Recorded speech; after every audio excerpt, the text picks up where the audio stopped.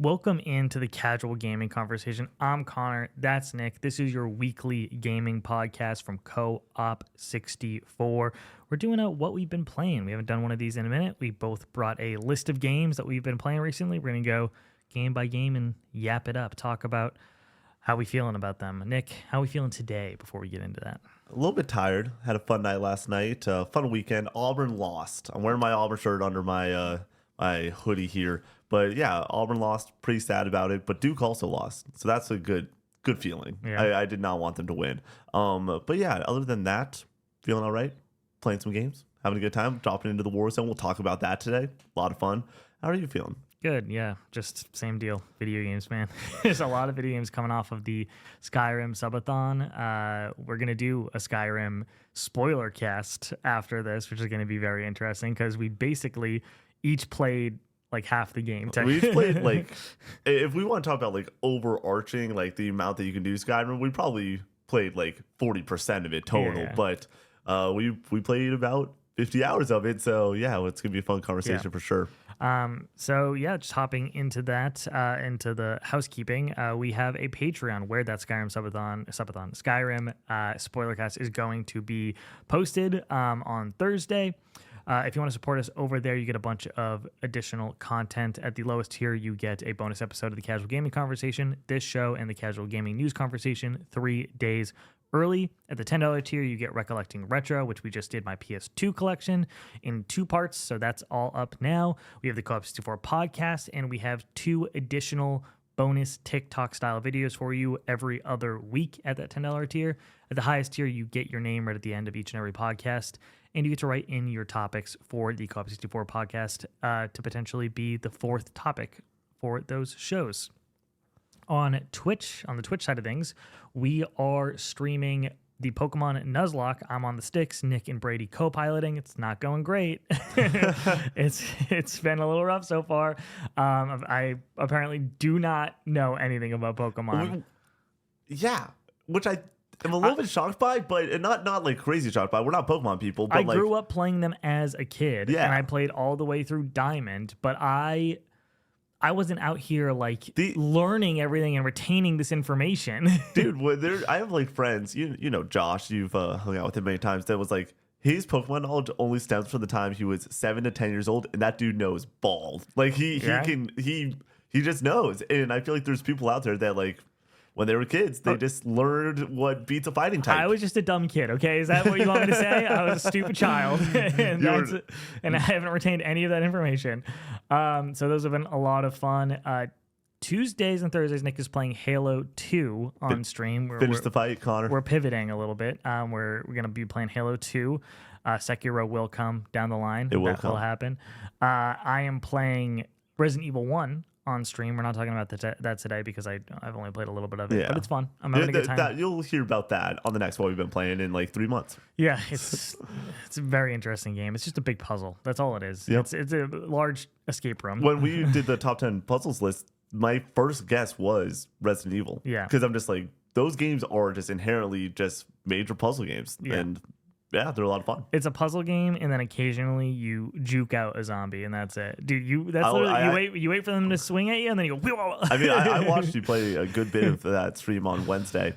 It is really funny to go and see the 2-step that you do to the zombies. I did also see you shit your pants basically on a From Twitch the dog? clip. Yep, Yeah.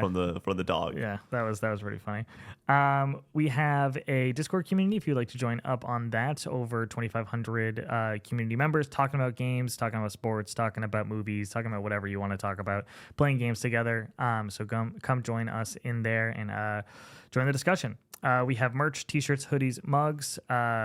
It seems like the new design that came out in January is finally shipping out, and like we've talked to them, and they said that it's just been delayed over and over again. So hopefully, if you ordered something during that Co-op 64 day, you're getting it soon. I got my finger on the pulse with this one. We're making sure that things are going correct. I have another call with them in like 2 weeks to make sure that everything did get shipped out for those initial orders that went out during that. So sorry about that delay. We try our best with that type of stuff, but out of our hands, but we're making sure that we're doing the right stuff there. Mm-hmm. and review us on Apple Podcast services. It gets the show out to more people, and we'd really appreciate that. Nick, let's get into the hot takes. What do we got? I don't even know if this is a hot take, no, kind of a PSA, but just something I want to talk about. The Switch 2 reveal event just sort of happened, and there's a lot of excitement around it. I am excited to say that the Switch 2 looks to be the indie box that the Switch 1 once was. When I thought about the Switch, it was your indies on the go. It was your first-party Nintendo titles and your indies on the go. They showed out with the biggest indie titles in the game. We're doing an indie developer draft at the end of this. The big dogs came out to eat. It was Hades 2 showing up. It was Team Cherry with Hollow Knight Silksong showing up. It was Deltarune, Chapter 3 and 4, day and date on the Switch 2. I'm stoked to see that they are sort of steering into the skid and being like, hey, sometimes we don't have the best of the best when it comes to the third-party support on how these games are going to run. Something like a Cyberpunk's not going to be able to run as well as it does on the PlayStation or the PC. So let's get the indies on here, and let's make this the indie box that the Switch 1 once was. It's interesting. The Cyberpunk on Switch 2 is running better than the Steam Deck, apparently. It's what a lot of people are saying. And, like, it's good enough for me. Yeah. If people are playing Cyberpunk on their Steam Deck, that's like something that I've heard people going after on that platform. So it's cool to have that on Switch 2 running at even 40. Yep. I'm not going to play it there, Yeah. but it's cool to have the option. And let's be real. The true indie handheld machine, it's the Vita.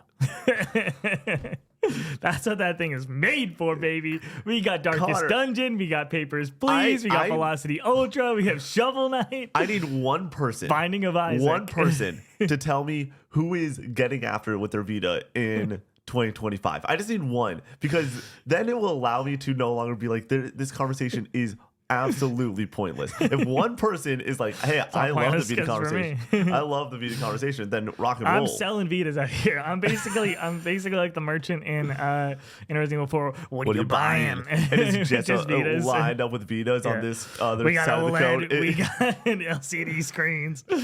There was OLED Vitas back in the day? The originals, yeah. Oh my gosh. Those screens are fucking nice, too. Dude, They look really good. I don't have an OLED Vita. I've been on the hunt for one, but every single time I find one, they're scuffed up. Oh, also, this is just a separate hot take, but it's a hot take. If you wanted an OLED Switch 2 and you're like, 450 is already steep, it would have been a lot more expensive if there was just an OLED on like being mass produced. And apparently the LCD looks great. Yeah. I'm not really someone, I would prefer an OLED, I guess, and I would be okay with, I would prefer the option. You know what I mean? Like to have an LCD, have an OLED, but we all know why. We all know why it's going to be like that. But are you gonna? So I assume you're picking up the Switch 2. Are you gonna upgrade to that OLED in 3 years? If it is in 3 years, it feels like it was longer for the wait for the OLED. For the Switch 1. It's 2020, 2021 off the top of my head. No, maybe started 2022. It might have been a lot longer. Yeah. I was definitely living here because Andy had one, and I remember seeing it and being like, wow, that looks really nice. But like I wasn't using the Switch a lot at that point.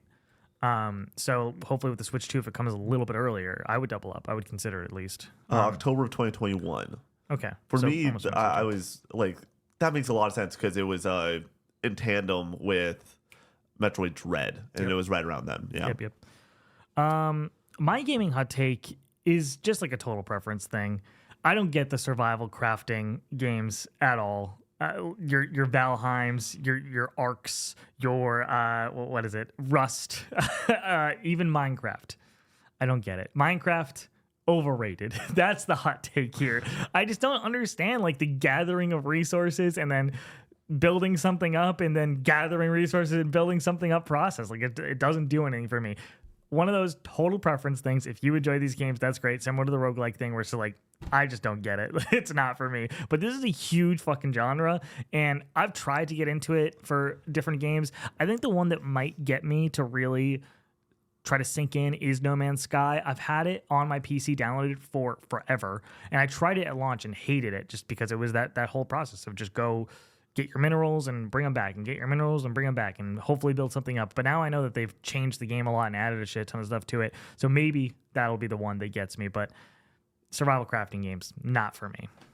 What a bozo take, Connor. What a bad take. Like, Oh man, this entire genre, fuck it. No, I know exactly what you're saying. I'll still try them. I know that's Every once in a why. while. That's how I feel about roguelikes too, where it's like I'll give it a go, and I'm by no means saying these are bad games. Yeah. I'm just like, I don't get it. It's like it really is like personal preference. It's like your taste in food or something of like, yeah, I just don't like it. But as long as you're trying to go circle back around to it every couple years, maybe the taste buds change a little bit. Let's get you playing. Well, you're gonna be playing Minecraft with us in a few months. I want to do that as a group stream. Okay, Let's go. it's like a one-off. Yeah, no, all three of us.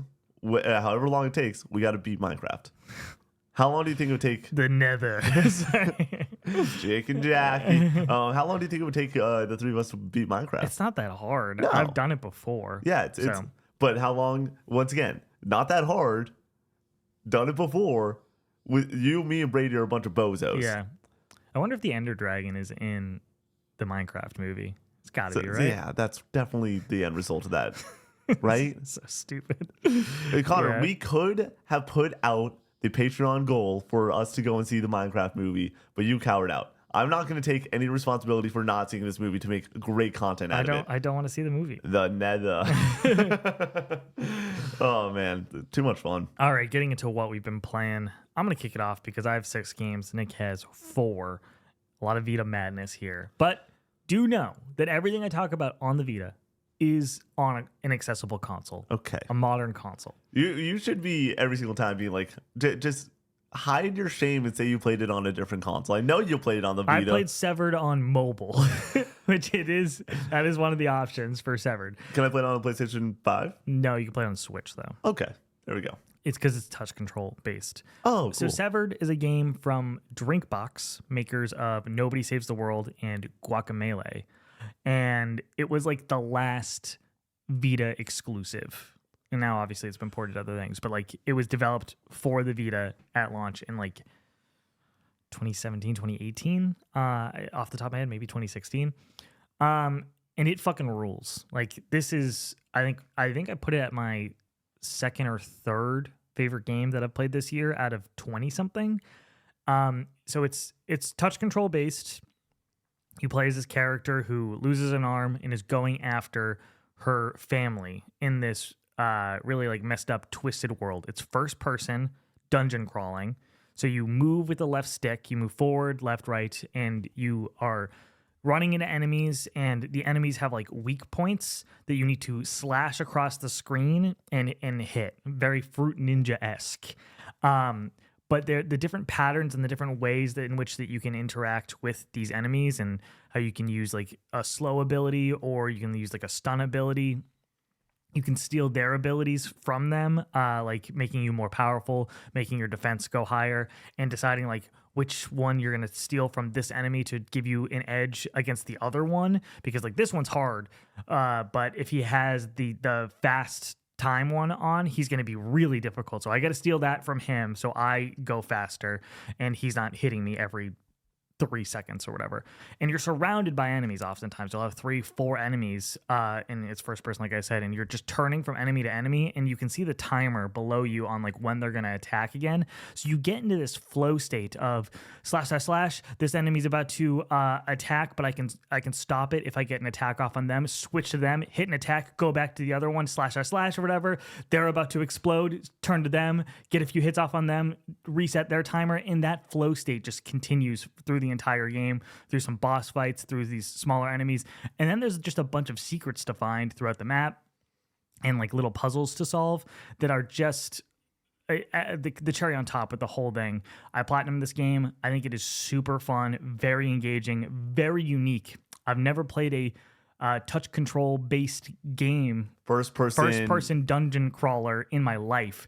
So it was cool to play something completely unique, completely new to me. And Drinkbox, I think, makes excellent games when it comes to Guacamelee, which I've played. I haven't beaten Guacamelee, but I've played a fair amount of it. And now this, and I know people love Nobody Saves the World. You can play this on mobile. You can play this on Switch. The story is really like nebulous and weird, but very interesting, very engaging on like what exactly is going on here. And it's very somber. It's very sad. Like the music and the loneliness of this character going through this world is impactful and stuck with me throughout the entire thing. And then now, after the fact, months later, I'm like, yeah, this is maybe my favorite Vita game, period. And now is one of my favorite games of all time. I love Severed. I think it's so cool. The art style, I looked it up. Yeah, really cool as well. Cool. Love it.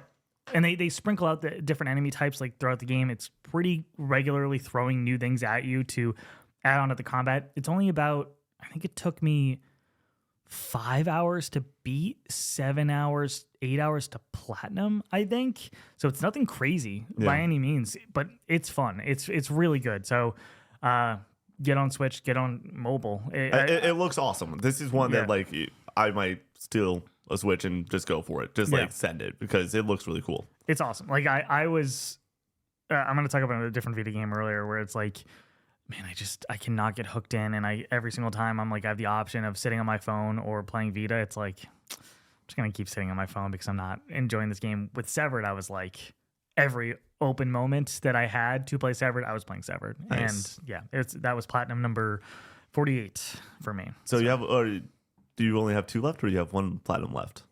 Till 50? Till 50? I have 1 more. Yeah. I have another platinum on here nice. that I got. You want me to jump in? Hit me, Nick. Like the Disney movie about jumping rope.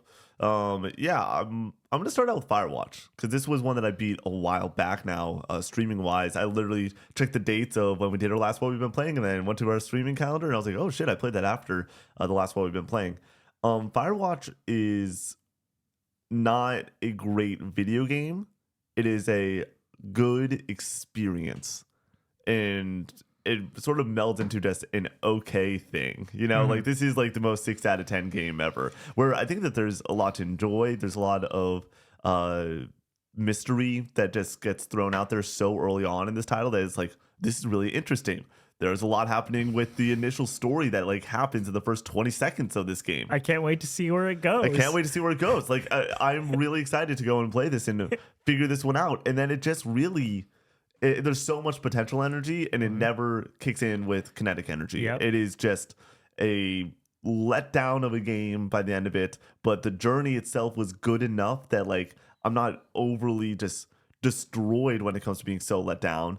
I think that the dynamic between the 2 characters in these watchtowers basically are super interesting, and I love their dynamic. And Delilah just talking in your ear throughout the game is super cool, basically. But other than that, it's like that's all that there really is. Great art style. But normally when I look to the indie scene, it's I want great music or awesome gameplay or character dynamics that I'm going to think about for a long time. And this one, when I was writing down my list of games, I really forgot that I even played it this year. Yeah. It is extremely forgettable. And when we're talking about the indie scene, it's like you can't make forgettable games when there's so many other awesome games out there. I'm going to talk about another indie here in a moment. But like, I really just wanted to get through talking about this for the first title because this really is just it's okay. Like maybe even like a 5 out of 10. But like as I've continued to sit with it, it is just sort of sat with me of like I will never talk about Firewatch unless we are doing a guessing list about this exact art style or something like walking sims or walking sims. Yeah, and the walking sim genre normally is just like you can not tell really a great for me, story, but you can tell a great story, and the story in this is not great. And really just it was a fun stream, really fun stream. We played it in over like 5 hours of a one shot, which was a good way to close out a Thursday. But other than that, it's just it's all right. Yeah, I am right on board with you with this. I think it poses a lot of interesting mysteries and then does not go anywhere with any of them that I found particularly interesting.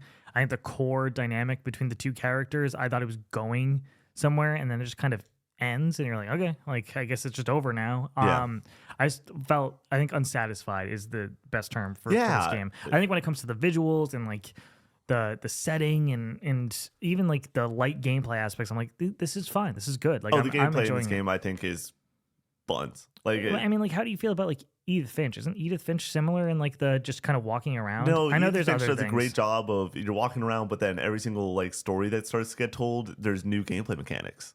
And you never played Gone Home, right? You should play Gone Home. It's great. That's another walking sim, but you're just in a house picking up notes and stuff, and like that's totally fine. I'm totally on board for that. Or something like PT, even where it's literally just walking through a hallway over and over again and uncovering the mystery. That's fine. Like I'm not. It doesn't need this like fast kinetic gameplay to engage me, and I don't think Firewatch has that. But it needs some hook there, and I do not think Firewatch has that hook. Yeah, Gone Home's like 2 hours. I might play it. I'm thinking with Halo, how long that's gonna take, and I have like these. You should play Gone Home on your own. Really? Yeah, sit down. I think it's a really kind of like. It's a great game to just kind of like sink in and experience on your own. The hard part right now is I cry on stream all the time. The hard part right now is I got a lot of games that on my list of what I've been in 2025, and it is a lot of my older games are shorter titles like Sifu and like Katana Zero, which we'll talk about in a moment, and then the 2025 from what I've actually played this year are longer titles like an AC Shadows in there or a Monster Hunter, and so. I want to play a little bit longer games, but I feel like I can only play the short games right now because we're consistently getting pulled away for other stuff. So yeah, I keep every single time I decide on what I'm playing, it's how long to beat, and if it's over X amount of hours, I'm like, I can't play that at home, like no shot. So that's why I lean on the Vita. I'm gonna probably lean on the Switch a little bit more, and then once Switch 2 comes out, oh baby, we're gonna be playing that thing all the time. All right, let's talk about The Wolf Among Us. Telltale Games. For a very long time, I've said this is my favorite Telltale game experience. I think it's closer than I thought it was. I do not think it hits as hard the third, fourth time. I think I played this game 4 times now as it did the first time I played it.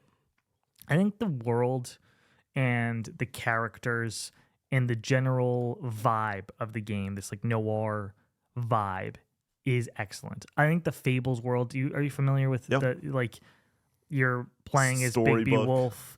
Your partner is Snow White.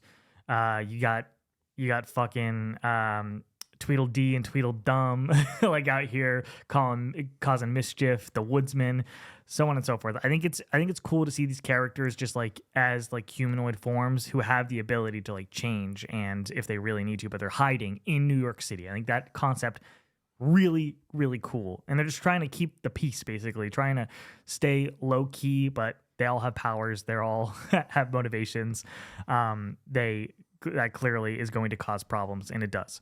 So I think that the writing in this game, immaculate. The choices that you have to make and the different scenarios that Bigby finds himself in, excellent. I don't think it has the same emotional punch as something like The Walking Dead or The Walking Dead Season 2. But I think that I just prefer the world and the vibe of The Wolf Among Us more. And I think it does just continue on with that Telltale trend from when they started with the Walking Dead. I know they had games before that, but The Walking Dead kind of changed everything for Telltale of just like putting you in really interesting scenarios over and over again.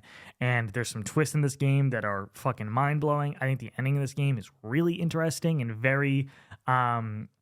It begs a lot of questions, and it sets up a sequel that I want to see happen. So please, eventually, actually happen. Do not play this game on the Vita. It's fucking terrible on the Vita.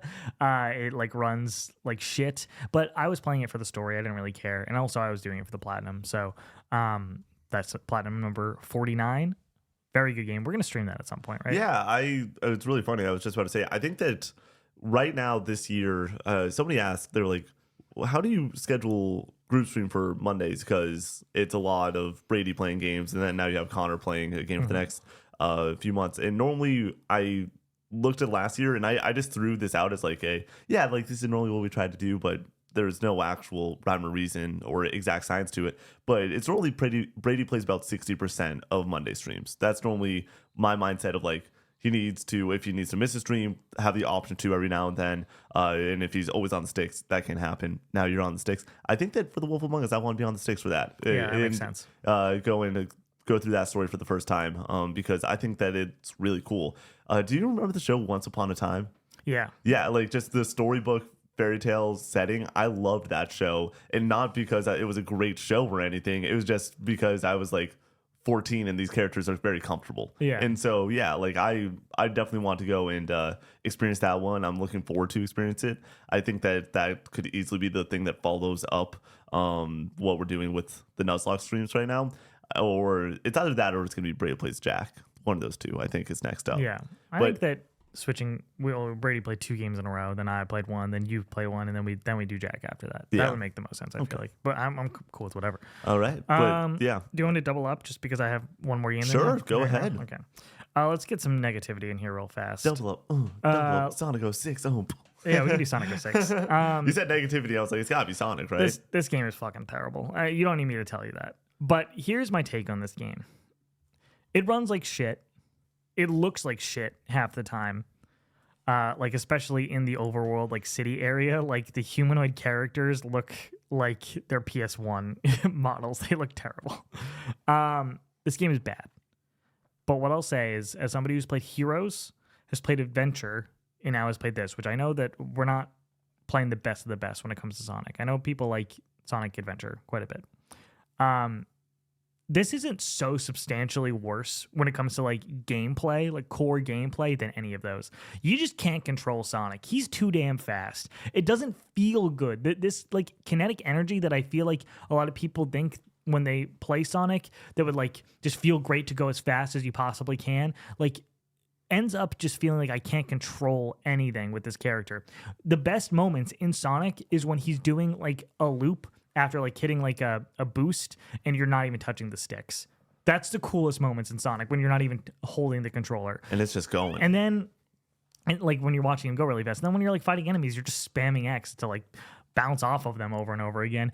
And then like when it comes to the end of this game, it is just marred in bullshit where it's like I'm getting sent back constantly. There's stuff that it just does not seem to work properly. Like there's like a ring dash thing that you hold square and he's like supposed to like lock onto a ring and like dash across, and like that killed me multiple times. It was a delight. I was crashing out completely. It was a delight to watch you stream that. I mean, this is like a 3 out of 10, 2 out of 10 game. But what I'm going to say is that like from the Sonic games I've played, Adventure probably like a 5, Heroes maybe a 5, excuse me. I just do not like these games very much. I need to play a Sonic game that's good. Try Frontiers. No, I've heard that's like I've heard it's good. Well, that's the thing. Like I gotta play one I gotta play one of the greats. I gotta play Mania. Yeah. I want to play a 2D one and see if my Sonic slander like carries Mania's across. Rad, dude. You should definitely play Mania. That soundtrack's bumping. Yeah, you haven't played it. Right? No, yeah. absolutely Have you not. played any Sonic games? Other than Heroes when we were kids, not really. No. Played a lot of Heroes when we were kids. Oh, Heroes was a great time to be young. I tried out Frontiers. One of my roommates must have got it because I remember like on the big screen and everything and messing around with it. Real quick, Wolf Among Us. We don't do like official reviews or scores. What would you give Wolf Among Us? When we're doing what we've been playing, we don't do that. We do that for other games, obviously. I don't know, like a 9 probably. Cool. Yeah. I didn't put it in the top 50. I think that. You said that with The Walking Dead, that this is your telltale spot in the same way that Bloodborne, you're like, this could be your soul spot. Soul spot.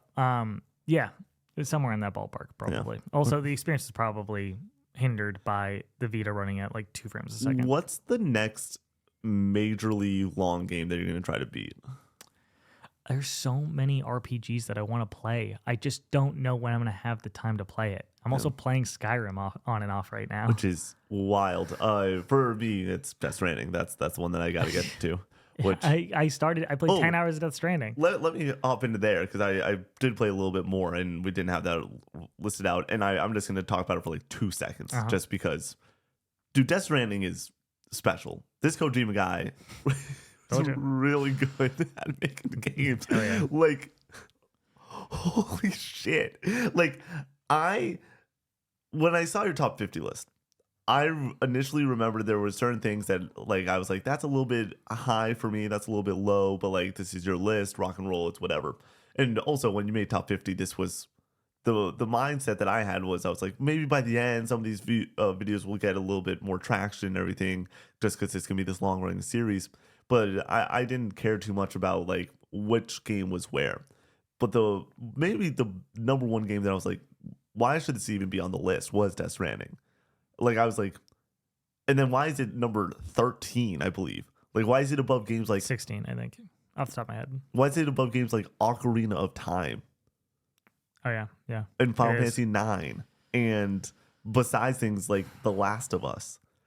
And I'm not saying it's besides The Last of Us, but like I'm 2 hours into this game and like the music has like made me tear up multiple times already. Yep. And just being in this world and walking around and being Sam Porter Bridges, goddamn, just like it's so special. There's so many swings when it comes to artistic direction and the way the story is structured and told and how nebulous and weird it is. Yeah. And Dude, Kojima does some weird shit and it's Yeah. really cool. And then the moment of coming over the hill and the Low Roar soundtrack starts playing, and it's like, this is unlike anything I've ever played. Like it's special. And how did they make a walking simulator, literally a walking simulator, fun? I do not know. I totally get it. I totally get what the like when we're talking about something like Firewatch. There is the lack of kinetic energy in that game. Mm-hmm. Like there's just like a lot of like, oh, like this could be cool.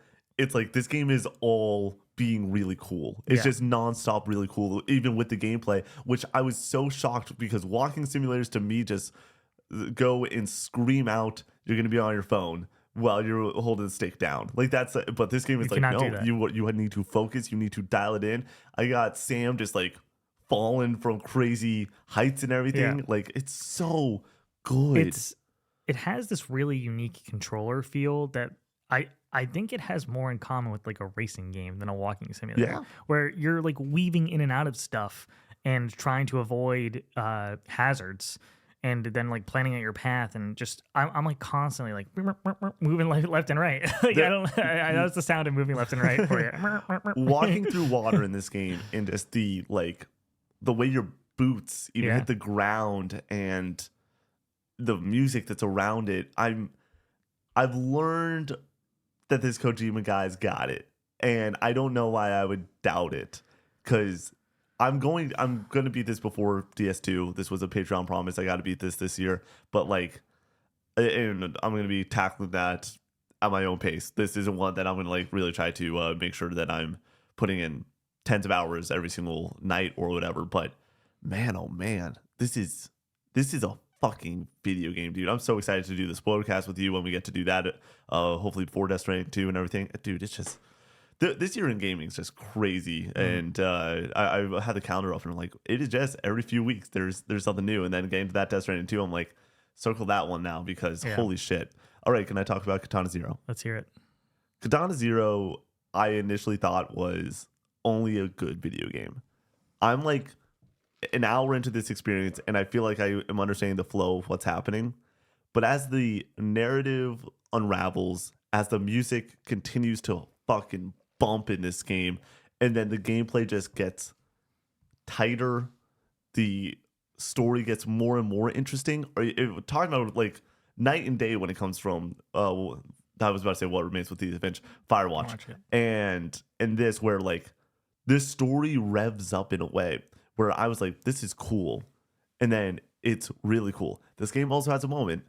This is not like a spoiler for what's up with any narrative stuff, but like it's something that also happens in Bloodborne, and I just find it very, very funny that I've now done this 2 times.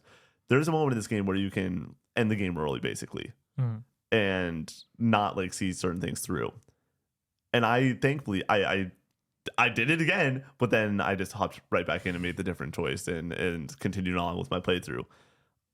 I think that this game is phenomenal. Like literally the way that the gameplay feels, and it reminds me of some of the best parts of Celeste when it comes to the platforming. Going into a room, this game is a 2D game where you are just trying to beat up an entire screen of enemies. If you die, it sends you straight back to the start of the room, and you just keep on going. And I would get to the very end of a room, and then all of a sudden something stupid would kill me, like at the very end of like, and I would be like freaking out. This game on average apparently takes like 4 hours to beat. It took me like 7 hours to beat. I was so bad at this game, but I fucking loved every second of it. I think that the story that it tells is just badass. Like not everything needs to be something that like makes you want to cry all the time. Not everything needs to be this cinematic masterpiece. We can just tell a story that reminds me of John Wick, and John Wick is really fucking cool. So like Katana Zero is just a really cool game. I think that is the best way to talk about it. And video games don't all the time need to be emotional. They can just be really fucking cool, and this is cool as hell. It's interesting that you talk about the story. I feel like I've never heard anybody talk about Katana Zero's story. It's all gameplay. You were just talking about the gameplay, and dude, it is the thing. Every single level starts out, and you go and you flip on the tape, and the music kicks on, and you're just like, I'm about to murder some people, baby. Like, and it's gonna be a blast. And that there's a song on the soundtrack called Katana Zero, I believe, and it's not the last song or anything. It's just in the soundtrack. I was that like starts playing, and I'm just like, dude, this game fucks. Like, this game's so good. Like, I don't know how it gets better than this. It's like 4 hours. It was $20. Pick it up. It's awesome. If you I think that this is a phenomenal playing game. I bought it on your Switch, so if you ever want to go and play it or stream it, it's special, man. Like, this game, and once again, I started out, I was like, I went through like the first room, and I was like, oh, like, this is just pretty good. Like, and then through narrative and just the way that obviously the game gets a little bit more difficult, it just keeps getting better. And I really was like sad when it ended, because I was like, I just want more of this. And there was like boss mode or whatever that you unlock at the end. I'm like, I'm not gonna do that. I just want more story and being in this world. It's like John Wick right now, where I'm like, I just want more John Wick movies, because those movies are cool. We're getting 5. We're getting 5. It's wild. They should not do 5. I'm totally fine with Connor, 4, they peaked. I have a question for you. They can do better. I got a question for you. These 3 movies. Rank these movies? John Wick 4, Mission Impossible, Fallout, Top Gun Maverick. Mission Impossible, Fallout, John Wick 4, Top Gun Maverick. Top Gun Maverick's your last? All very great movies. Top Gun Maverick's my number 1 of those 3. Top Gun Maverick is unbelievable. It rips. I just basically watched it all on TikTok over the past like week and a half, because it's been appearing on my timeline. I'm pissed that I don't get that movie. I get every other movie apparently. Well, you get I'm watching Castaway recently. What? That's such a random pull, dude. But like, when Mav does the run, if you know, you know. When I feel things, man. That like 2.5 minutes is like the best 2.5 minutes, maybe in any movie ever. Like, I don't know how they pull it off. R.I.P. Val Kilmer. That I think that's why right now. Yeah, that makes sense. That the Iceman is appearing on the timeline. But man, talk about like that movie I saw with mom and dad when I was up in Massachusetts. It was just summertime. That was the summer I turned 21 also. So like really fun summer. I Don't Worry About, what's the song called? The song by One Republic that plays during the dogfighting football scene and Miles Teller's Shimmy. Like, that whole summer was a moment. Everyone was rocking the mustaches that summer. If you weren't rocking a mustache, you were missing out. It was so much fun.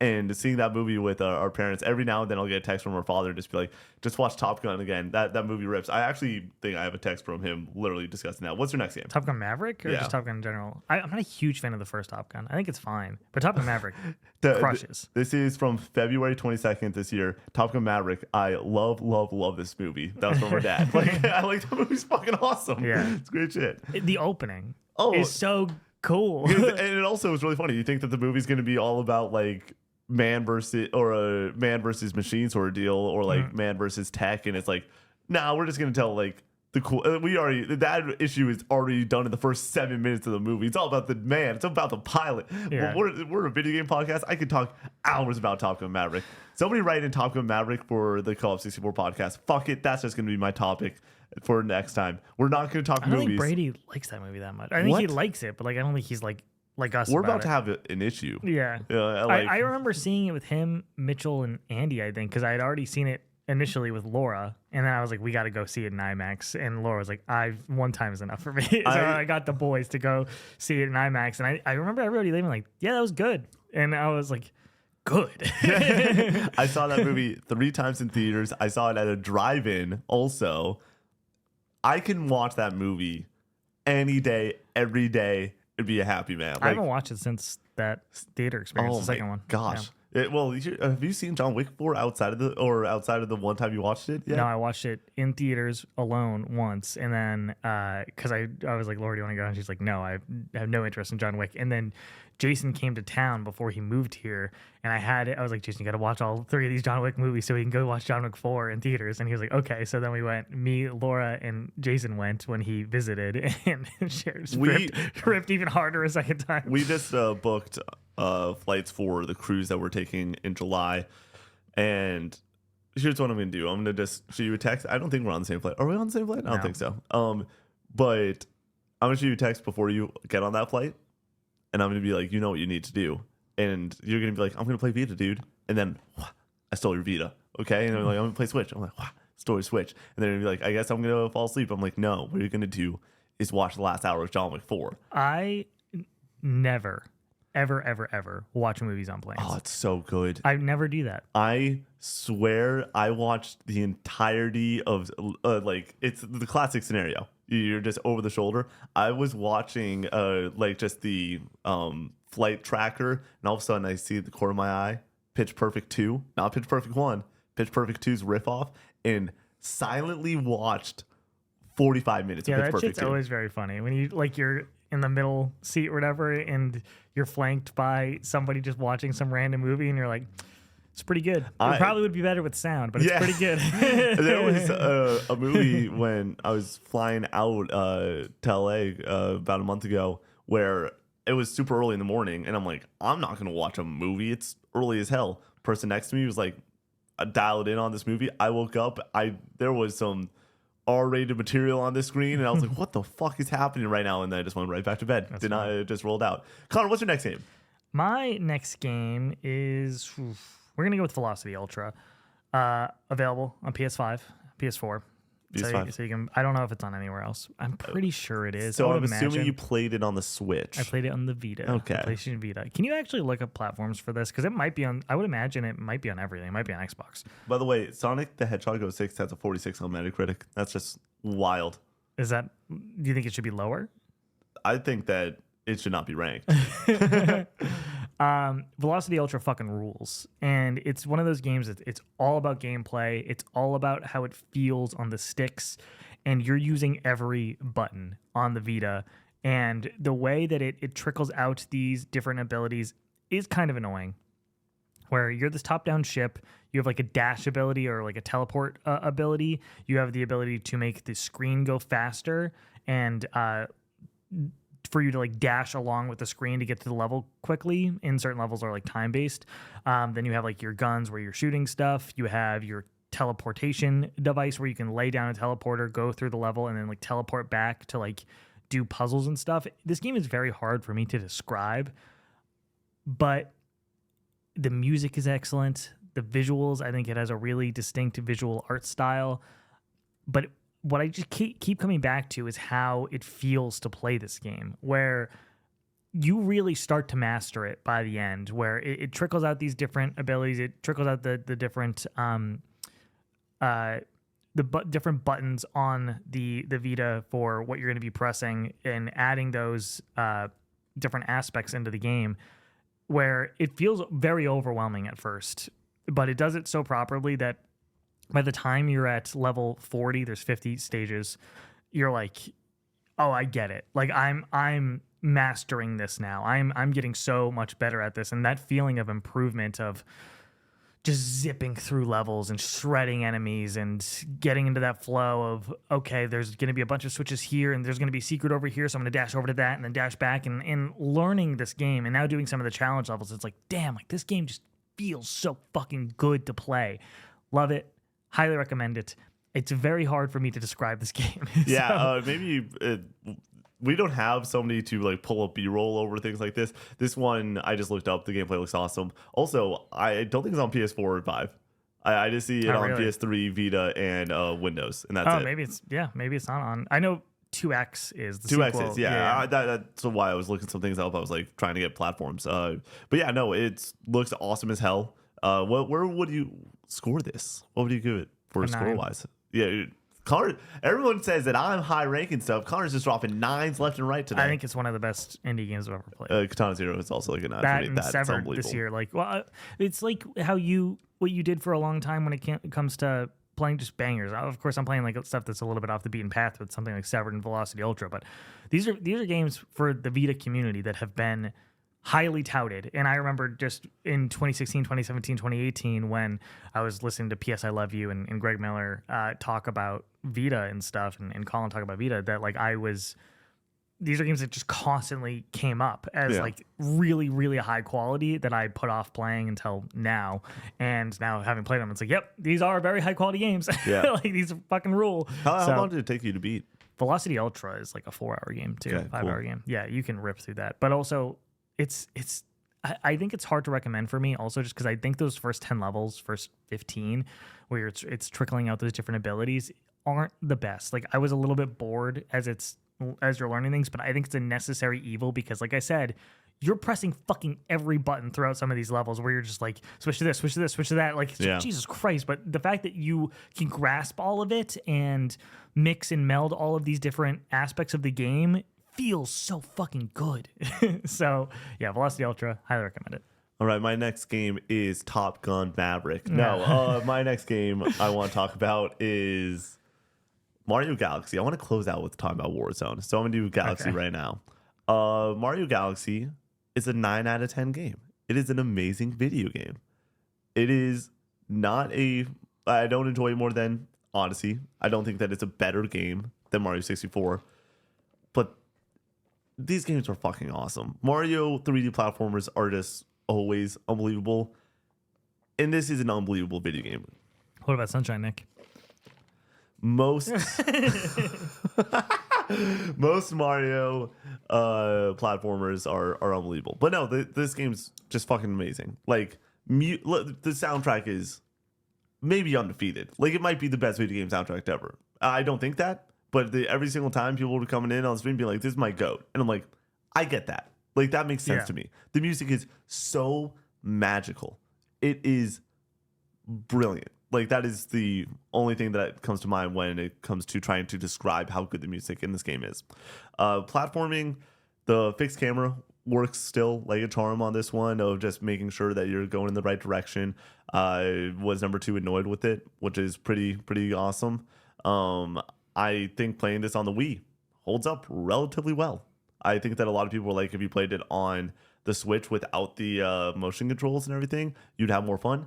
I kind of disagree. Every single time I got into a star and lassoed and shot off going through these star loops felt cool and felt fun. And it kind of put me back to being like 7 years old again when I first picked this game up and really enjoyed playing it. Like, I remember going through the first like 2 or 3 levels and being like, this is cool. And then like we fell off and we're playing other games. But like, this game throughout the entire duration is magical. It's delightful. There's the few annoying things is I don't think the boss fights are too special.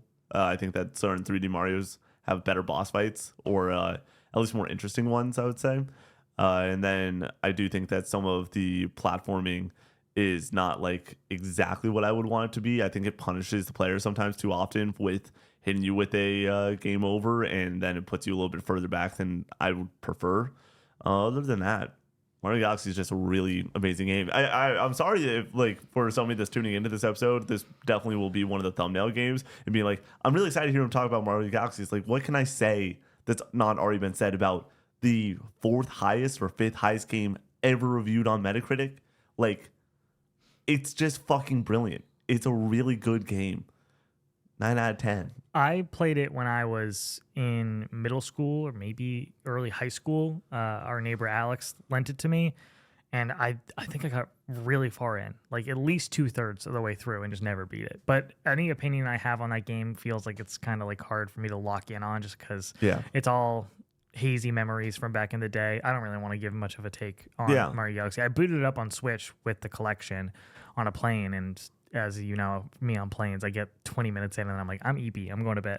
It's so funny because you normally can't sleep that well on planes too. It's torturous. Yeah. It's my worst nightmare. He's tired, but he can't sleep. I'm tired, but I cannot sleep. Like I I feel sick to my stomach. Connor has had worst. many moments with me where we're sitting next to each other on planes. It's like, I'm going to try to like lean on you. Is that fine? I'm like, yeah, no, that's totally chill. And then like 30 minutes in, he's like, I can't sleep. And I'm like, yeah, I've noticed. Like, you're still awake. I need to get one of those blow up arm in face down situations. That's a good point. You can like kind of of put your head on your lap, but like it like props it up so you're not like hunched fully over completely. Hunched over. That I think that might be the solution, because the only way I sleep on a plane, which I don't know if this is against plane etiquette, is you put the tray down and kind of curl up and put your head on it. And I don't know if that bothers the person in front of me. I'm always worried about that. But don't be worried about that. It's not the end of the world if. As long as it's steady is my thing. Yeah. Like, you got to make sure that you're not like bobbing the head up and down and like moving their chair too much or anything. But yeah, you should be fine. Yeah. Plane etiquette. A lot of people say no, you cannot take your shoes off on a plane. How do you feel about that? It's really funny because, as we know, I'm very pro dogs out. I currently have my dogs out. That's so disturbing. But on a plane, I don't want anyone's dogs out, mainly due to the smell situation. No, so socks on. Okay, I understand. Not just straight grippers like you have. No, it depends how long the flight is. I think you can take your shoes off. I have no problem with it. If it is a under 3 hour flight, keep your shoes on. If it's over 3 hours, get comfortable. You're there for a while. Yeah. Then yeah, I'm fine with that. But if it's under 3 hours, keep your gosh darn shoes on. Okay. I don't agree with that. I'm taking it off if it's an hour or whatever. Are you? I've been on many flights with you. I've never seen you take your shoes off. When we went to LA last, I definitely took my shoes off. But maybe I wasn't paying attention to you. We weren't sitting next to each other. Like, I don't think it bothers anybody. I don't think I have particularly smelly feet by any means either. And usually we're taking an early flight. Like I'm just out of the shower. I'm getting on the plane and I'm taking my shoes off. It's fine. Really funny. we booked those flights for the cruise, and I'm like, I need to get ready to book flights for SGF. I think because last year we rolled in on a Saturday. We're rolling in Friday night this time around. Because that was miserable, in my opinion, to go. And I actually felt okay getting off the plane after what was a 4 or 5 hour flight. It's like a 5 hour flight, and then we went straight to the event. We woke up at 3 a.m. Eastern and got to the event at like. Because we woke up at 3 a.m. and then midday. Get on the flight, but then there's the time change, so we get in at 8 a.m. Then we go straight to the Airbnb. It's 9 o'clock. I think it opened at 10 or something. Yeah, and we dropped our fucking bags. And it just went. It was I awesome. think Brady or you hopped in the shower for 2 seconds, or maybe I hopped in the shower for a beat, also just to like get the travel off me. You know, there's nothing worse than that travel scent. It feels gross. Yeah, but oh man, yeah, we're not. If the reason we didn't was because we didn't know what time SGF the show was going to start, and we're like, okay, we got to react here and do all that stuff. It's SGF season's a blast. Like not just the travel sense from it, but it still is that sense of E3 and what's happening. We were talking about this. We will always try our best to react here if we can help it, sort of deal.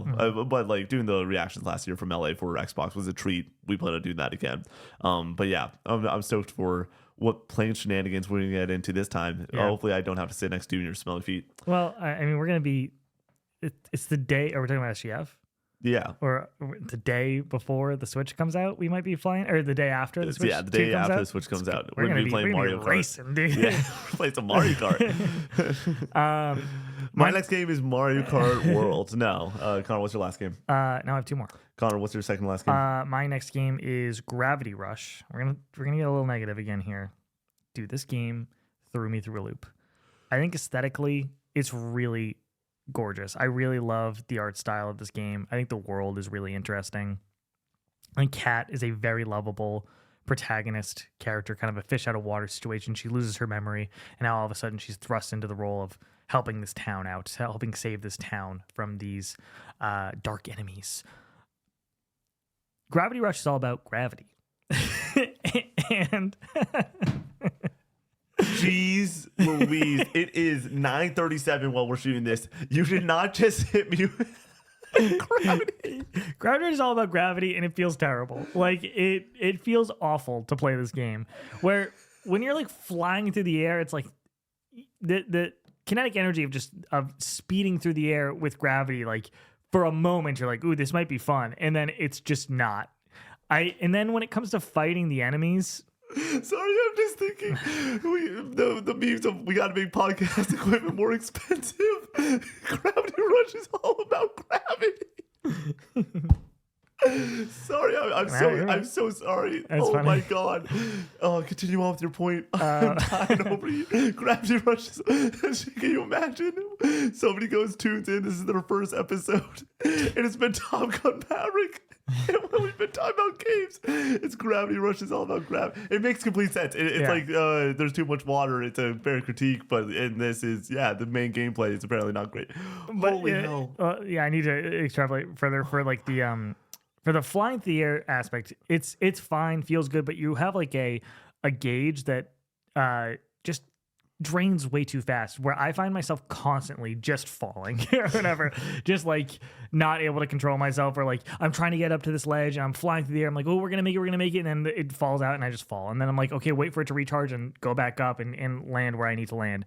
And it's like I there's no pace to it where it feels like there should be some sort of flow here, and there's no flow. It's just constant stop start, and that is more prevalent than ever when it comes to the gameplay or the combat rather. You have these enemies with weak points, and the entirety of the gameplay is float in the air, get up close to them or like in distance of them, hold square to dash in and bounce off of it, and then bounce off of it. Or you can use like a special ability every once in a while that charges up that makes it a little bit easier. But you are constantly like, okay, they have an opening, time to lock in, and then they'll like turn at the last second, and you'll just find yourself flying like past them, and then your gauge falls out from under you, and you're falling through the sky again. And then you're standing on the ground, you're waiting, and then you fly back up, and then you go in for a hit. You might get one to get a little bit of damage, and then they turn again, or they close up. A lot of them have like I don't know how to contracting. Really do this. They hide their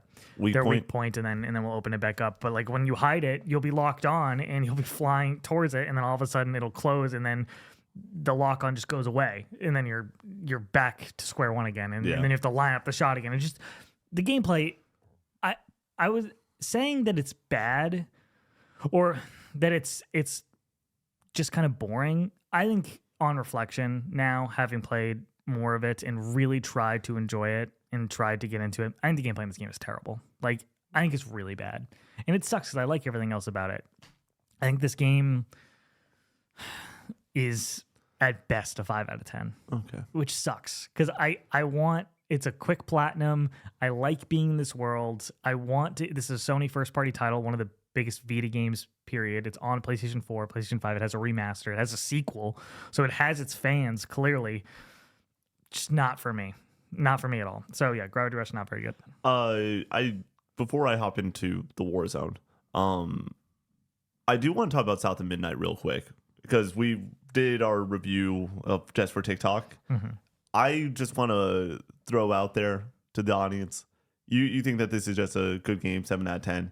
The more that I reflect on this, I think that this game is just like so insanely special and needs to be supported more. $40, dollar style's unbelievable. Like, I've not been able to stop thinking about this. I told the audience, I think on the Thursday Treehouse stream when the reviews dropped about it, if we didn't have the Skyrim stuff on, I would have played it twice, like right back to back. It is so insanely special. That's so funny. I mean, like, I'm glad I'm stoked that you enjoyed it, and a lot of people enjoy it more than I do. Yeah. It's just like it's really, I think that this game, there are 6 out of 10 scores, and I read those reviews and I'm like, I get what they're saying. Yeah. Like, I understand it. This is one of the few games that I'm like, I really do get the range, and if it hits for you, it hits for you. I've listened to the soundtrack all week. Like, somebody on YouTube has the soundtrack up, and I just press go, and like all of a sudden spend 30 minutes, and I'm like, why am I emotional again? Like, I adore this game. Like, there's a chance that this year I gave Monster Hunter and Split Fiction higher scores than this, and there's a chance that this is higher up on my game of the year list than both those games. Like, that is how much I just fucking adore this game. Yeah. Definitely not Split Fiction. It will not be above Split Fiction. Potentially Monster Hunter. Matt's trying to get me back into Monster Hunter. Had a conversation with him. He's like, this update's pretty good, dude. And I'm like, is it out right now? oh yeah, the update's damn. out. And I'm like, come on, man. And he's just like, 1 or 2 streams. I'm like, 1 or 2 streams. The conversations with Matt have been great recently about games. But yeah, I just want to throw that out there, because we are going to, the plan is as of now to do a Split Fiction, South of Midnight spoiler cast for bonus pod. Yes. Where we'll cover both those games within one podcast. But I just wanted to discuss it to everyone that like Game Pass, I believe it comes out in 2 days on Tuesday for everyone if you have Game Pass. And like this might not be for you, but if it's for you, it's going to be magical. And this was very much for me. And it is fucking magical. We had a discussion on the phone while we were playing it, and then a few days later, I saw Patrick Klepek on Twitter say the same thing that we said. I'm like, now if I say this, it's going to sound like I'm taking it from him, but I promise we said this first to each other. It's a PS2 game, for better or for worse. That like a lot of the combat sensibilities and complexities that you see in a lot of modern action games, just like it's not exactly there. It feels like. It's funny because we're going to talk about Sly Cooper in a second. Like, Sly Cooper is very basic in how you attack enemies. You can jump and like slam down, or you can just hit square and just kind of slash away. And in a lot of ways, this has a dodge, but like that's about how I feel about the gameplay, where it just does not feel very complex or very good. If they just tightened up that dodge, and every single time you did big damage with it, oh my gosh, it would have been such a better combat experience. I think this game desperately needed a parry. I know that isn't for everybody, but I think if you add a parry into this game, I think it becomes a little bit more interesting. And my biggest issue with the combat was that I was getting hit off the screen like constantly. But it's showing you the red and everything. Like it's directionally trying to tell you that there's incoming. So you foes. Know that it's incoming, and I was literally in situations where I saw like the red line towards me that he was about to launch something at me, and there isn't like a great indicator of like when it's going to happen. So like it's like, okay, do I dodge now? Oh, now it's coming, and then I'm gonna get hit, and like I that was a regular issue. So when you can't even see them on the screen, you just know that the red line is there. I'm just gonna tank this. Like, it was very annoying. But I think that this game is straight up Disney magic, Pixar magic. What do you think about Greg turning off the combat altogether? I played the game how you want to play the game. Yes. You know? No, what I'm saying, like, I think that kind of makes sense because I think that the story in the world and the characters, the platforming is fun and really interesting. But like, you can skip the combat encounters and have more fun.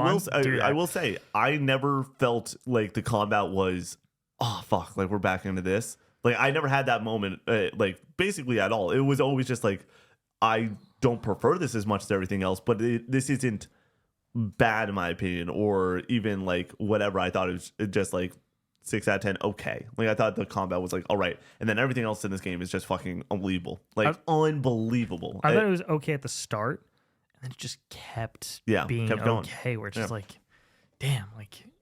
I thought it was bad at the start, and then it got to okay. Oh, when there was like less enemies on screen and everything, and it was less dynamic, I felt like it was a little bit more stagnant. But as the game progressed and there was more just enemies in every arena, that for me was a lot more fun. Like there would be something coming from off screen, and I would dodge it and continue fighting things and have one person tied up and then go and slash somebody else, then come back, and it felt a lot better. But I just wanted to. I was like, oh shit, like we're not going to probably discuss this game, and I want to champion this game as like much as humanly possible. Like it's special. I would love a sequel. I don't know if I would. I think that they just fucking kind of did exactly what I want this to be. Like, I want them to move on to another cool 10-hour experience, because for me, I don't need more to this soundtrack. I don't need more to this world necessarily. I'm like, the reason that I enjoy this was the storybook feeling of chapter by chapter getting a quick hit of something that's going to make me emotional. I think the third chapter in that game, like really early on, is like one of my favorite chapters in gaming. Mm-hmm. Like I remember calling you and I'm like, dude, like I'm like tearing up, and you're just like, and then later that night you're like, yeah, I get that. Like I get that emotion, and there's other times in that game that I had that same sort of feeling. So I just feel like when it comes to those emotional moments in the game, it's like, okay, the first one hit, the chapter 3 one, I'm like, okay, and we do it again, we do it again. Every time it was interesting enough for me. I think it's interesting. It's just it loses its luster when you are doing the same thing over and over again. The game is very much has a very structured structure. Oh yes, it's like it's very rigid. Yeah, but I do think the storytelling for each of the chapters is so insanely strong that like sure that you're potentially going over similar points, but like they changed it up enough with the narrative that I was just like, fuck yeah, dude, I love this game. This will be. It's tough to say that because there's so many amazing games coming out this year. I assume that this is my top 10 though. Like I would be very shocked if it's not my top 10. Like very shocked if it was not in my top 10. I think there's a world it's in my top 5. Like that's how much I just adore this game. Like last year, like there's thing to bring it in to last year. Games like Helldivers and Stellar Blade, I think are better games. This game just hit me in a way that I would have that higher than both those titles from last year and things like The Lost Crown. And it's an 8.5 for me. This 8.5 area, when it comes to my review scaling, is like it's more than a great game. It's less than an amazing game. That is what an 8.5 is supposed to be. But like, it just hits in a way that fucking hits and delivers. And emotionally, this hits like a 10 out of 10 for me. Like, but the gameplay is just whatever. So. All right. Warzone. Can I help you? Yep. Oh my gosh, dude. We're back. Warzone was a special time in the pandemic. And so going back to Verdansk, this was one that caught headlines immediately for people. Hey, where are we hot dropping? Are we going hospital? Are we going superstore? I don't love how bad I am at Warzone because I am bad at this game. It was really funny. The first stream, I had to go back through Warzone boot camp because I got a gosh darn new account when BO6 came out, and I was like, oh, like this isn't gonna matter. I can just get a new account for a Call of Duty account. I had to go and for an hour and like 30 minutes go through playing with bots basically before I got hot dropped in. But playing it after that with some friends, unbelievable. That night, finished stream, I was like, do I play Death Stranding for an hour? Do I go to bed? Like let's just keep playing Warzone. Played another couple hours. I was like, dude, this game's great. All of a sudden, looked up. It was 1 a.m. I was like, oh my gosh. Saturday morning, wake up. I was in that weird in between spot where I was like, am I gonna go back to bed? It's early. I was up late on Friday. Screw it. I'll go and play a quick game of Warzone. Play for another 2 hours, and then during the Auburn game, had that thing. Auburn basketball is. Important enough to me that I'm going to watch the game in a Final Four situation, obviously, but not important enough to me where it can be my full focus. Because like if it is my full focus and they lose, then I'm going to feel really upset. So I had Warzone going. I'm just like, dude, this is so much fun. Battle Royales are all about making memories with your friends, in my opinion. I think that that's where they really shine. Because Warzone's gameplay is just Call of Duty gameplay. Hop back in, super fun, casual. Be sweaty when you want to be sweaty. Keep it casual when you want to keep it casual. I think that Warzone with Verdansk allows you to recapture some of the magic that we all felt in 2020 during the pandemic. And that magic is definitely diluted, but it's still there. And I just want to play more. Like this is going to be another BO6 issue where it's like, I'm only going to play like 10 hours of BO6. I'm going to beat the campaign. We'll play some zombies. We're going to do the review. And then I played 80 hours of it. I can easily see myself playing like another 20, 30 hours of this. And you might be like, dude, that's your Death Stranding time. It's like, yeah, but I really just want to play Warzone right now. Mm-hmm. Like, this is really cool and really fun. Connor, when are you going to get into the Warzone? When you drop it in? Connor, it's real simple. You download on the PC. Tonight we stream. No one's gonna see it coming. All of a sudden we just a little stream action. Come on, no one sees it. You, me, Brady. I can't do it. Diving through the air. I'm out on the BRs. Parachute in.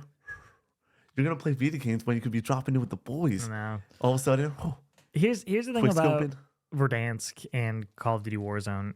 And you talking about like how it takes you back to the time we were all playing it during the pandemic, and like that was a special time with like just online gaming in general. Yeah, I played Call of Duty Warzone because other people were playing Call of Duty Warzone. I legitimately I don't think I ever liked that video game. Well, that's me with Valorant. It's been 5 years, so you can throw me a bone, buddy. But I feel you like Valorant. No, I do. You play it on your own. I don't even play it with you. Connor, when I play Valorant, I'm officially retiring from playing it on my own. Okay. I will never play that game on What my own. happened? I just don't like the. I don't know if I've ever liked it. Like, Why are you playing it on your own then? because it's great to go and listen to Min-Max podcasts while playing Valorant. Why are you listening to a podcast and playing Valorant? Exactly. Because I don't like the fucking game, so I gotta listen to something. There's so many games that you can play other But than that. that's to what I'm listen doing. to I'm just something. gonna play Forza and use that as my podcast game as I used to. Dude, that's the other thing. Warzone with podcasts? Are you kidding me, dude? So good. That's the other part where I'm like, I don't. Well, Valorant, and by the way, I do kind of like Valorant. Okay, let me be very clear. There's a little bit of love to Valorant, just because once again we have a lot of great memories. I love Valorant so much. I playing it last night while folding laundry. That's a pro tip for you. In between rounds, when you're just waiting after you get eliminated at the start of a round, you hit a few pants folds. My God. Could be the move. Could be the move. Dude, it's like it's the best way to get through laundry for me at this point. Yeah, when it comes to Warzone though, in the Verdansk map coming back, I always have felt this way about that map and just Call of Duty Warzone in general. It has no identity to it. Whereas you look at something like Apex and you're like, that's Apex. You look at something like Fortnite, of course, and you're like, that's Fortnite. Warzone could be any military shooter game on the planet, and I believe you. But Call of Duty has a level of polish with their gameplay that they have now perfected over years, and it's just fun. It might be like Taco Bell gaming where it's not great, but let's go with McDonald's. That double cheeseburger Right. is just perfect when it comes to the formula at this point. If you enjoy it, like, more power to you. Connor, stop taking away my fun, okay? And Like, just play. Connor, here's what we're doing, okay? We're going to end this podcast. You and me, we're going to go. You're going to download Warzone. As it's downloading, it'll take a quick 2 hours. I don't have enough space. As it downloads, Connor, quick 2 hours. What's about 2 hours long? The Minecraft movie. We go to the Minecraft movie, and instead of shooting the Skyrim spoiler cast, Minecraft movie spoiler cast. No. Chicken Jackie. Connor, we can have, my goal with every podcast I go into is if there's an opportunity to have Connor put his hands on his face, you gotta take it. We are in a situation right now when it comes to referencing the Minecraft movie that we are dating this podcast so heavily that if somebody's listening back to this in a year, they're gonna be like, "What the fuck are these guys talking about?" This is only culturally relevant right now. Connor, the Minecraft movie is ever quickly. flowing. Okay, it is all around us. It's everything and nothing at once. The Nether, Vintage steel. Okay, it's steel. Right. Oh goodness. No, no, but yeah, Warzone's great. Yeah, I was wondering if I scored everything that I wanted to discuss today. Warzone is something that you don't score because it's just ongoing. But if I had to give it a score, it would be like my favorite 7 out of 10 ever. Mm-hmm. Like, it's just 7 out of 10, perfect fun gameplay. And I could do it literally forever. Right on. And also, Connor, you want to know what soundtrack goes really well with Warzone? What? The BCNR new album, dude. Come on, man. Do you see the new... Wait, have you listened to it yet? No. Have you seen the new Tron Ares trailer? I've not seen the trailer. I saw it came out yesterday. That movie looks incredibly mediocre. Okay, great. But that goddamn 9 Inch Nails soundtrack, baby. I forgot the 9 Inch Nails doing the music so for it. Good. Trent Reznor on the track. Even like the little snippets in it, just so crunchy, dude. Oh my God. 9 Inch Nails is great. Fucking rips, dude. I'm so stoked that that Atticus and Trent like fucking score everything nowadays. Yeah, they're very busy. They're scoring intergalactic, I know, dude. I can't wait. Insane.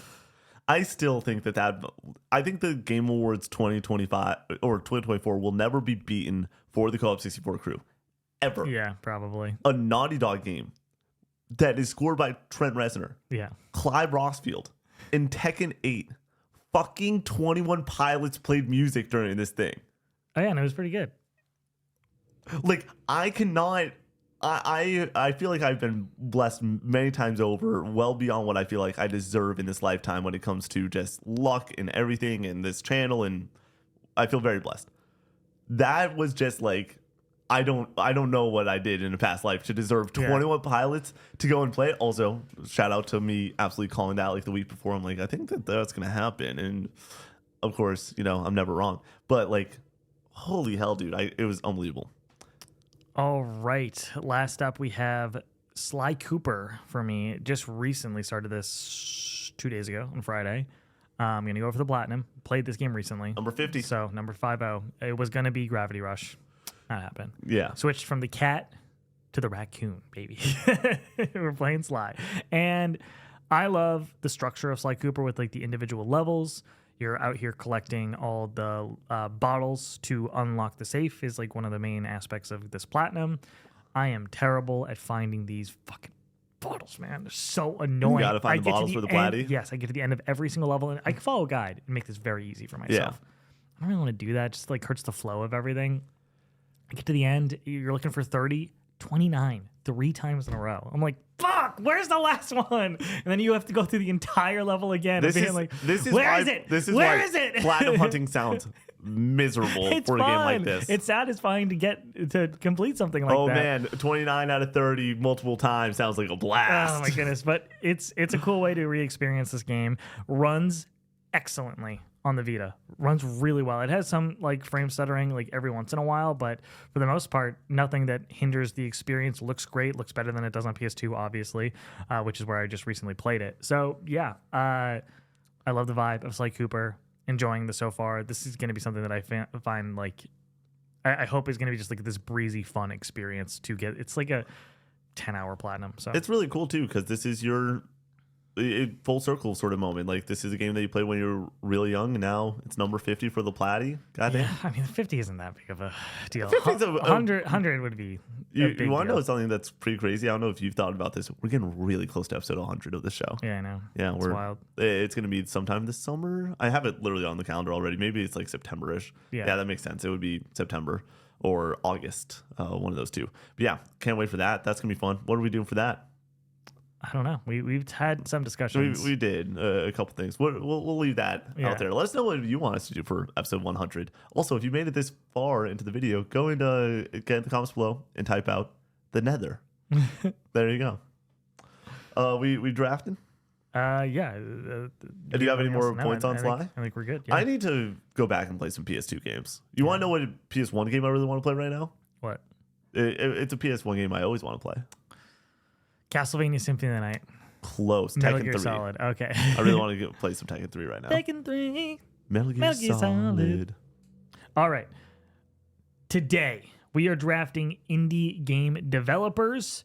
Nick, you have the first pick. What are we taking? Woo! I'm going to go with Supergiant. They make a lot of really good indie games. Hades 2 looks to be an all-timer, following up Hades 1, which is an all-timer.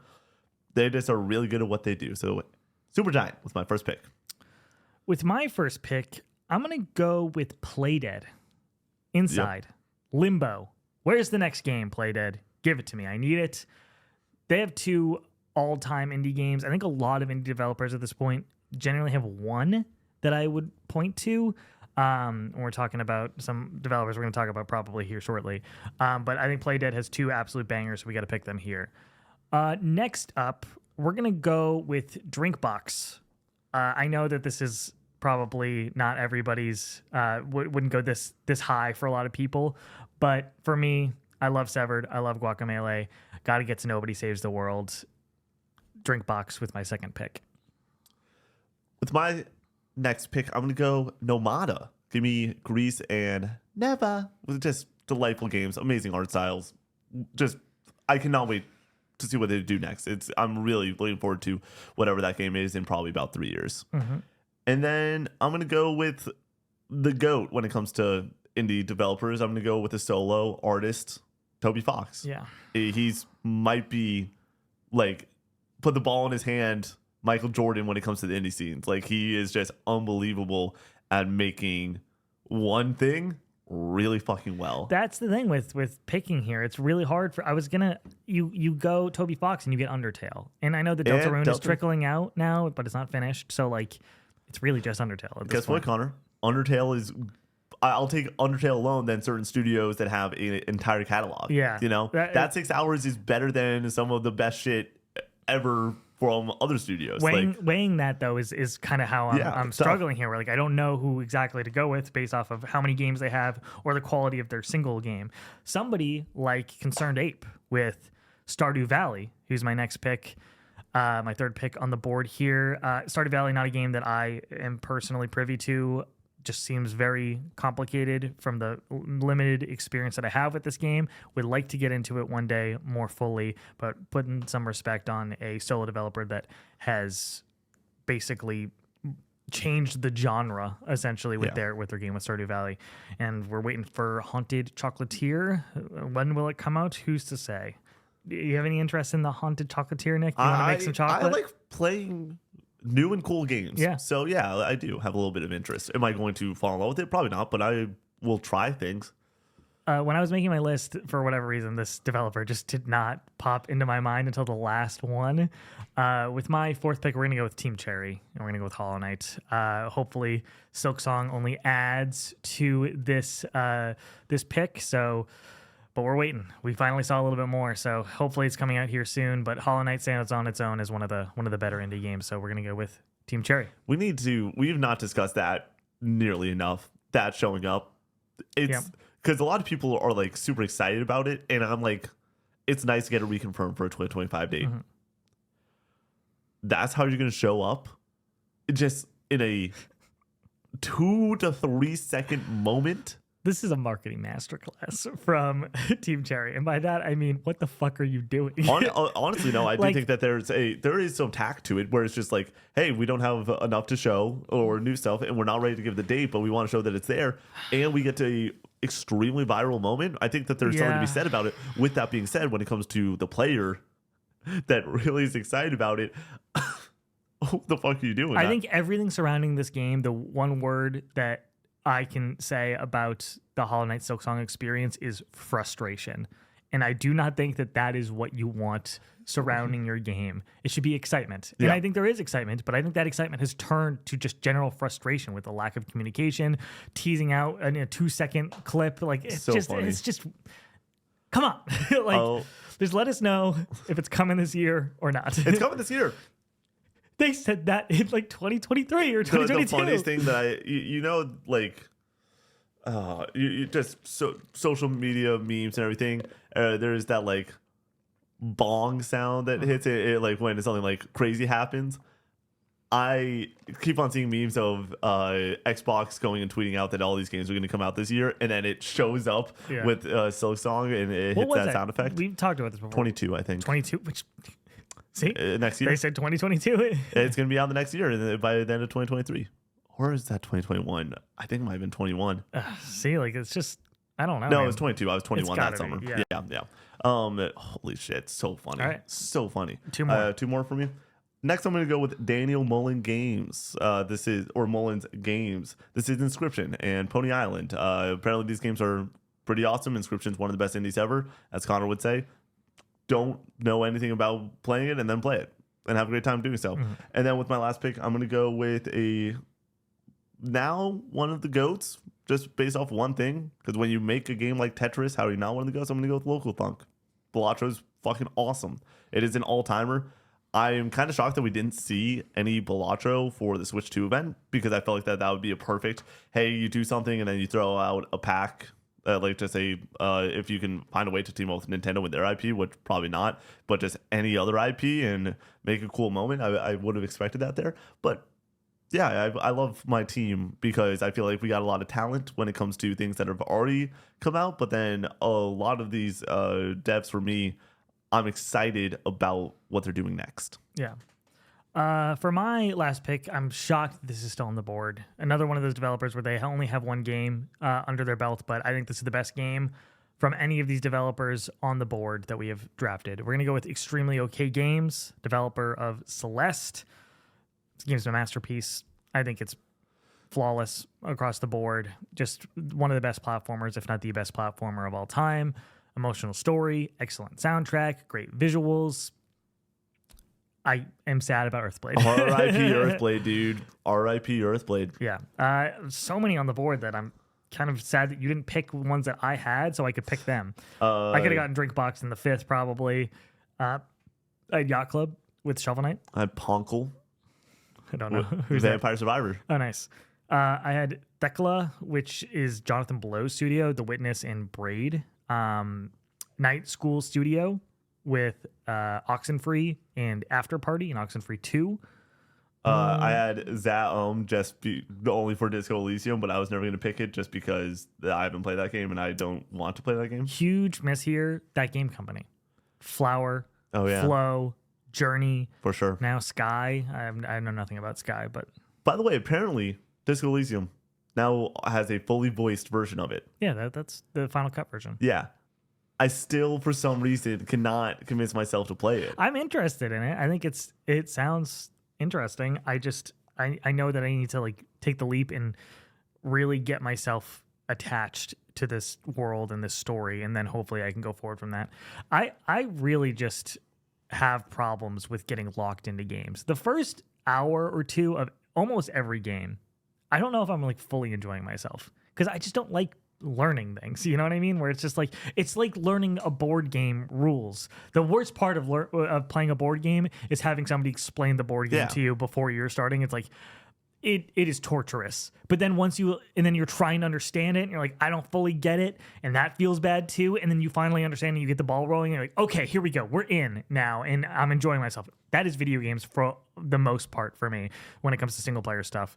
They're like once you have the whole world, all the mechanics in front of you, that's where the game begins. That's where the game really begins. Like even games like The Last of Us, I think like have a problem where it's like, okay, the story's interesting and you're in, but when you're starting Boston, it's like, geez, like we're really just trickling stuff out here. We're gonna talk about this during the Skyrim. I was gonna say Selvathon again, spoiler cast. But for me, you and Brady playing that game, you're like, I want to understand these things. I want to go and do this, and I'm just like, I'm just here for the ride, baby. I can't do that. I know. It's so funny. You told me that when it comes to Monster Hunter, and Brady feels the same way of just like, you understand like at a base level, but you don't fully understand everything, and that's okay. And because I'm having fun. Dude, it makes me so mad to just have stuff thrown my way, and I'm reading it, and I'm trying to fully understand it, and it's just not clicking. Or then I understand it in the moment, but then I go off and do something else, and I forget exactly how the mechanic works. Then I'm reading again, and it's like, it's not frictionless, and I want it to be frictionless. That's the same thing with the stories of the Bloodborne and Elden Ring and Souls games in general, where it's like, I don't need to know this. I'm just having a great time slaying monsters. I just want to be in this world. I just want to hang out. But you can play Bloodborne and upgrade your weapon and stick with one weapon and keep it pretty simple and have like a really fun, good time. So you can do the same exact thing with Monster Hunter. You can just upgrade your weapon and go after the monsters. They're not throwing new things at you in Bloodborne, though. Many. I don't know what a Maiden's Kiss thing does, and I'm fine with that. Okay. Right? Well, you're just like slotting different things into your like weapon or whatever at that table. I don't know exactly what you're talking about. No, I'm talking about when you go to the shop and there's the skull with the thing, and I'm like, I don't know what that does. Oh, insight? No, I'm talking about when you go to the shop in Bloodborne, there's a list of things, and there's something like Maiden's Kiss. It's like the skull? It looks like a skull, You use that and it gets you more insight. Yeah, see, I've never used that my entire time playing those games. And it's like, I don't care, though. Like, I don't need... That's a mechanic that I do not understand, and I'm okay with it. I didn't play Bloodborne with parrying the entire time, and I didn't care about it. My phone. Just give me a heart attack, Sorry. dude. But I didn't care about it, right? Like, yeah, I just want to have fun. I do, but like it hurts my fun sometimes. And like you said, it does vary though. Like I think that in some games, I really want to know stuff because it's constantly throwing stuff in my face that I don't fully understand. Monster Hunter, whereas Bloodborne, once you get the gist of it, you're fine to just keep going. I mean, I'm just across the board normally. Yeah. If the games, I need to bring back this year. We're bringing back the fun per minute scale. We're bringing it back. Yeah, we got to bring it back. The people have been asking. I know that there's people asking, and it's been on ice for a little bit. It's time to bring it back. Let's talk about these Patreon names, Connor. Oh, yeah. So I need to pick up my phone then. All right. Thank you so much to the dearly beloved members over on Patreon. Thank you so much for making this show happen. If you want to go and get your name read at the end of every single podcast, you can go and support over on Patreon. People like Apathetic Titan, JC Falcon, Frozen Crushes, Jack CT, Sconzi, Cherry Sentry, DQ Lonzer, Gamers Glade, Tyler D, Scooterman, Dinkelberg Rules, Centuru, Hook'em Horns, Gonash, Neutral Sphere, Charlie W, Easton C, Stooby Dooby, We Nuke This Kingdom, Crispy, DJ Zach B, JC, Uli, Jacob D, Big Mac, Metal Nate, The Patty Cake, Pog, Bear Pog, Yogi, Dom, Holden M, Colin C, Brock, Voodoo, Dr. Pookie Bear, Alex W, Andrew H, Master Diz, Jesse F, Drifter X1 Skirt Skirt, Presto, Maverick, Goops, J-Ep.83, Ali Benally, Michael. and Vorpal Matt. Thank you so much for supporting the show. Connor, do you have anything you want to say before closing out? Thanks for watching. Peace out.